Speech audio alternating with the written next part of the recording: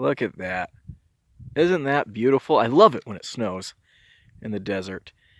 And I love seeing desert plants with snow like this poor dead sotol here. I don't know, it just feels kind of otherworldly in a way. There are a lot of really awesome desert plants here. I want to introduce you to a couple of them. As I already mentioned, this poor fella is a sotol, not to be confused with yucca, which are these guys right here, and also that guy and that guy. I wonder if there's oh, actually right here, look at that. Here's a young sotol.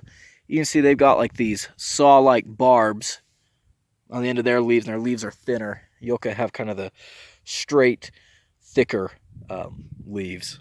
This right here is a Texas prickly pear, and right next to it is some Mormon tea. Texas prickly pear is obviously really important. It creates these little edible prickly pear fruits that you can eat. You can also eat the pads themselves, called nopales. Ah, there's a big, beautiful sotol plant with something in there. You guys hear that rustle at me? Probably a kangaroo rat or something. This guy right here is an ocotillo. They got some pretty nasty barbs on them, but they also grow a little pink flower during the springtime that's very sweet. They're little tiny barrel cacti. And a couple of more over there. And these delightful little shrubby trees are mesquite bushes, and I have been cut up worse by these things than in a cacti I've ever run into. Hey, and a bunch more sotol. People often mistake sotol and yucca, but one of the best ways to tell them apart is by their stalks. So these ones still have their stalks. You can see they've got these little feathery flowers. Yucca have big bell-shaped flowers. And of course, like I already mentioned, the stems are a dead giveaway as well. Now, surprisingly, I'm not seeing one of my most favorite desert plants around here, and that is creosote.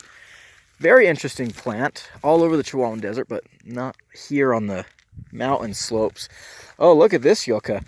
He has been nibbled on by something. Probably an oryx. You might be thinking, Gideon, I thought you lived in New Mexico. Aren't oryx from Africa? Well, you would be right, you wildlife nerd. But in the 1970s, as part of a conservation effort, a bunch of oryx were introduced to New Mexico, and they like it here quite a lot.